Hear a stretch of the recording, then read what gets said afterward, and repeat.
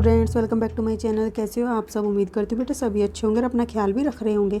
तो बेटा आज हम करने जा रहे हैं वर्कशीट नंबर 13 गणित सब्जेक्ट के बेटा 6th क्लास के बच्चों के लिए 10 तारीख की है, ठीक है, जिसमें हम क्या करेंगे, पूर्णांकों की तुलना करेंगे। ओके, तो चलिए बेटा देखते हैं हम कैसे तुलना करते हैं हम। तो अगर हमें पता है दो तरीके के पूर्णांक होते हैं बेटा, धनात्मक और ऋणात्मक। जिनके आगे ये साइन लगा होता है वो ऋणात्मक होते हैं और जिनके आगे ये लगा होता है वो धनात्मक होते हैं, ठीक है। तो अगर हम दो धनात्मक पूर्णांकों की तुलना कर रहे हैं तो वह पूर्णांक बड़ा होगा जिसकी संख्यात्मक मान अधिक है। संख्या किसको बोलते हैं बेटा? जैसे ये है। और धनात्मक किसको बोल देते हैं बेटा? कि जिसके आगे ये साइन लगे होते हैं, ये ऋणात्मक, ठीक है। तो यहाँ पर क्या दिया, 64 और 34। तो ये दोनों क्या है, संख्याएं हैं पूर्णांकों की। अब ये कैसे पूर्णांक है? धनात्मक, क्योंकि इनके आगे कोई साइन नहीं लगा हुआ है। जिसके आगे बेटा कोई भी चिन्ह नहीं लगा होता वो क्या होते हैं, धनात्मक होते हैं, ठीक है। तो दोनों धनात्मक है।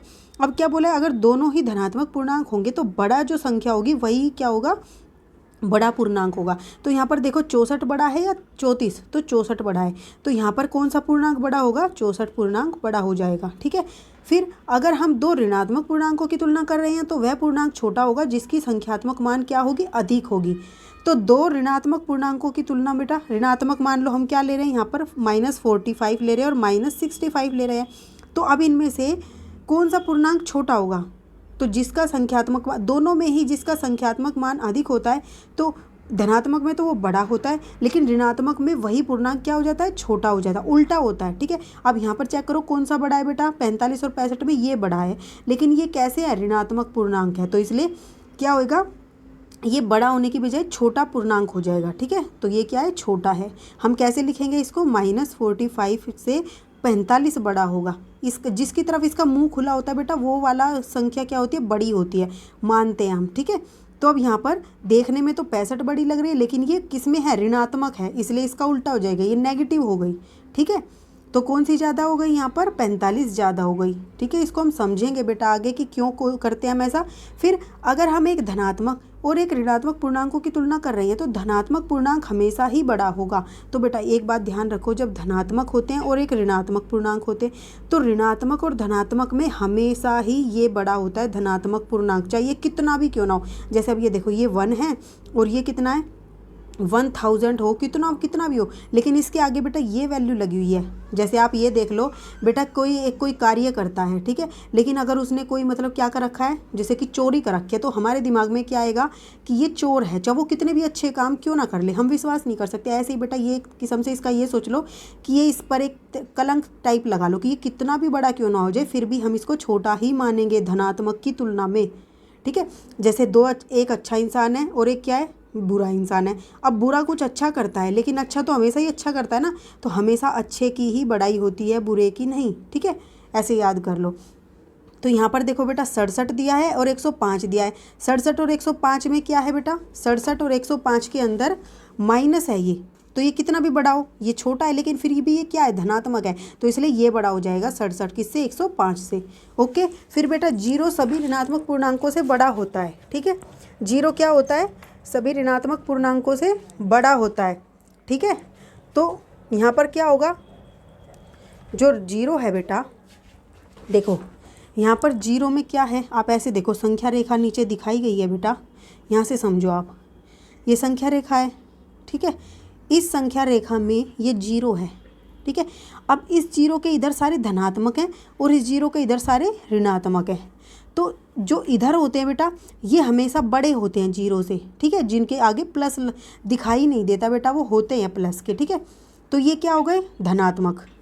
तो यहाँ पर अब ये देखो -6 है, ये क्या है, ऋणात्मक है, तो इससे 0 बड़ी होगी या 6, तो 0 बड़ी होगी, ठीक है। लेकिन सभी धनात्मक पूर्णांकों से 0 छोटा होता है। तो 0 क्या है बेटा, अगर कोई पॉजिटिव वैल्यू आ गई तो उससे तो क्या होगा, 0 छोटा, और अगर कोई नेगेटिव वैल्यू आ गई, ठीक है, तो उससे क्या होगी, 0 बड़ी होगी। जिसकी तरफ मुंह खुला हुआ है वो बड़ा होता है। यहाँ पे इसकी तरफ मुंह खुला है तो नेगेटिव वाले नंबर से ये बड़ा है। अब यहाँ पे देखो ये धनात्मक की तरफ मुंह खुला है तो मतलब धनात्मक 0 से बड़ा है।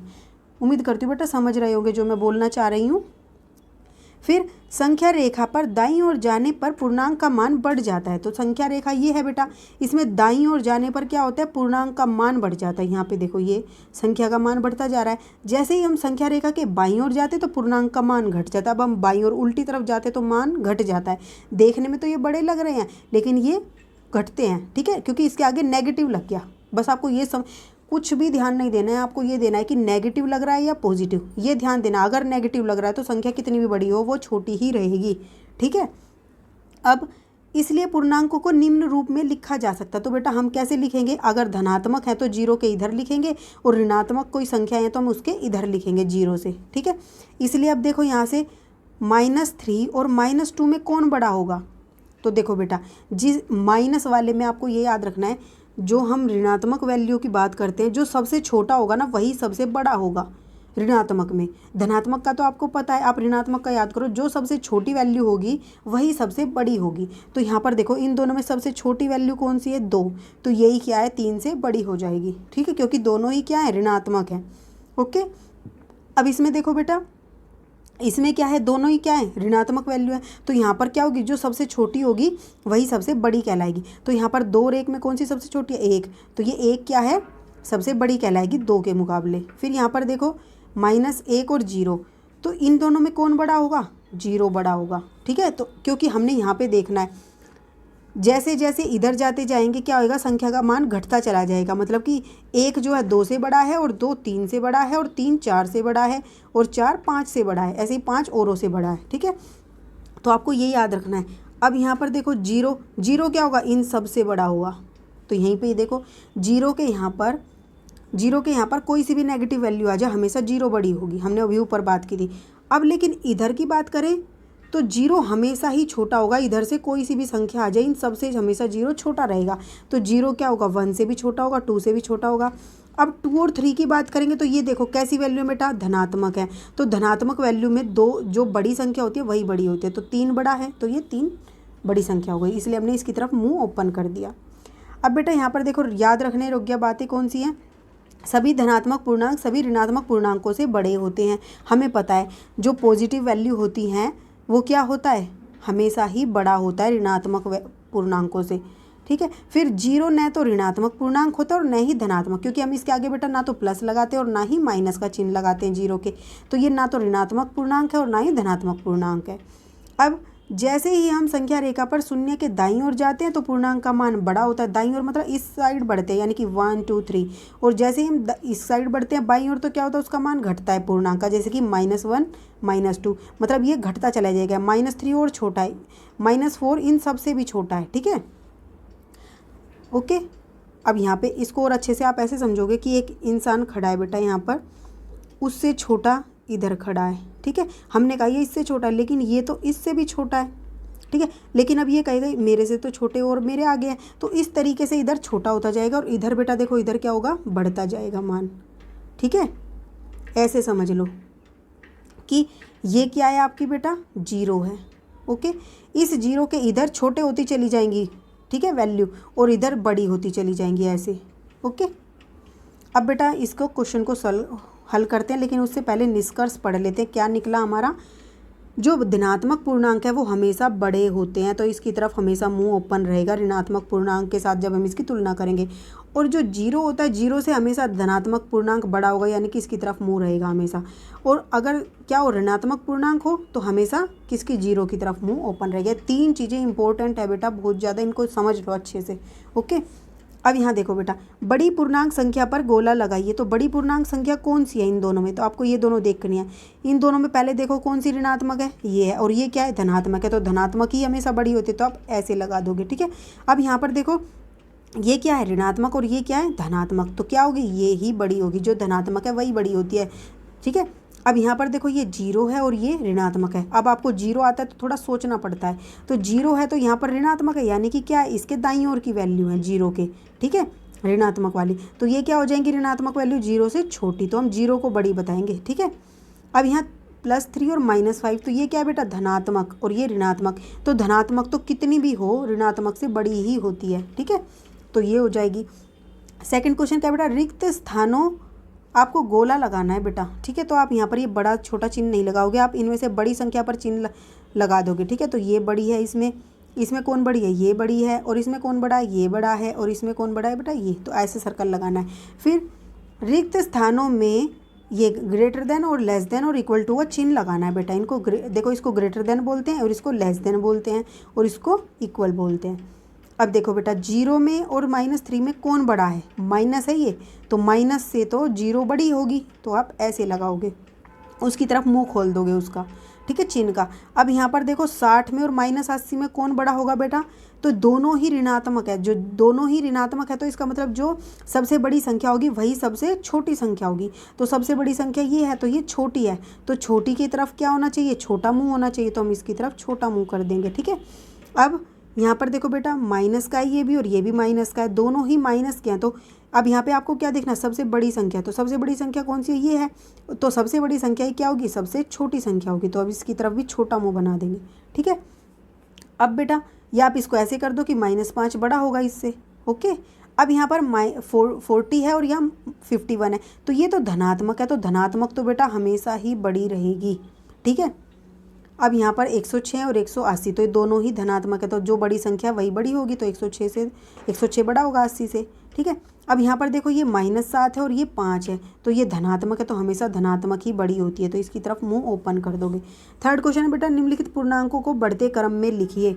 तो बढ़ते क्रम में लिखना है आपको। तो देखो पहले बेटा क्या लिखोगे, हमेशा 0 बीच में लिख दी। सबसे फिर क्या करोगे, पॉजिटिव वैल्यू ढूंढो, कौन सी है पॉजिटिव, यहाँ पर 4 है और 6 है, तो 4 पहले आता है, फिर 6 आता है। फिर बेटा उसके बाद क्या है, सबसे यहाँ पर -4, 0 के पास में कौन आएगा, -4 आएगा, फिर -8। तो इस तरीके से आप बनाओगे। तो ये सबसे छोटी है, फिर उससे बड़ी, फिर उससे बड़ी, फिर बढ़ते क्रम में हमने लगा दी। 6 सबसे बड़ी हो गई इनमें और -8 सबसे छोटी हो गई। अब इस वाले में देखो बेटा, सबसे छोटी कौन सी होगी, जो सबसे बड़ी संख्या नेगेटिव में होगी। तो सबसे नेगेटिव में बड़ी संख्या ये है -8, तो सबसे छोटी। उसके बाद बेटा फिर देखो नेगेटिव में और कौन कौन सी है, ये है, तो यहाँ पर ये आ जाएगी। उसके बाद बेटा पॉजिटिव बच गई, तो पॉजिटिव में क्या करोगे, सबसे उसके बाद कौन होगी, -1 से बड़ी 7, तो 7 लिख दिया। उसके बाद कौन सी होगी, 14, 7 से भी बड़ी है, फिर उससे भी बड़ी कौन सी होगी, 35, तो ये बन गया, ठीक है। अब यहाँ क्या बोला, निम्नलिखित पूर्णांकों को घटते क्रम में लिखिए। तो बेटा देखो घटते क्रम में कैसे लिखेंगे, घटते क्रम में यहाँ पर है, सबसे क्या करना है, घटते क्रम में पहले सबसे बड़ी लिखोगे, मतलब आपको ऐसे जाना है। तो सबसे बड़ी इनमें से कौन सी होगी बेटा, जो सबसे बड़ी धनात्मक है। सबसे बड़ी धनात्मक कौन सी है, ये है 6, तो 6 लिख दिया पहले। फिर उससे छोटी कौन सी है, 5। फिर उससे छोटी बेटा कौन होगी, 0। उससे छोटी कौन होगी बेटा, -2, और उसके बाद -7। ये आप संख्या रेखा से समझ लेना, ठीक है। फिर बेटा इनमें ढूंढो, अब इनमें सबसे बड़ी संख्या कौन सी होगी बेटा, यहाँ देखो धनात्मक सबसे बड़ी कौन सी है, ये है, तो 69। उसके बाद ये है, तो 64। उसके बाद बेटा कौन सी है, 28, फिर 28। फिर उसके बाद बेटा क्या होनी चाहिए, -42। उसके बाद -75। इसमें उल्टा चलते जाना है, ठीक है। मतलब देखो आप यहाँ देखने में क्या लग रहा है, ये छोटी है और फिर ये 75 क्या है, बड़ी है, लेकिन हमने तो कहा ये सबसे छोटी होगी क्योंकि ऋणात्मक है, तो ये हमने घटते क्रम में लिख दी, ठीक है। ये सबसे बड़ी वैल्यू और ये सबसे छोटी है। ये थी बेटा आपकी आज की वर्कशीट। थोड़ी कंफ्यूजिंग लगेगी आपको, लेकिन आप ये कंसेप्ट समझ गए तो बहुत आसान है, ओके। तो इस वीडियो में बेटा इतने, अपना नेक्स्ट टॉपिक हम अपनी नेक्स्ट वीडियो में करेंगे। तब तक के लिए ऐसी हंसते रहिए, मुस्कुराते रहिए, पढ़ते रहिए, आगे बढ़ते रहिए। Thank you.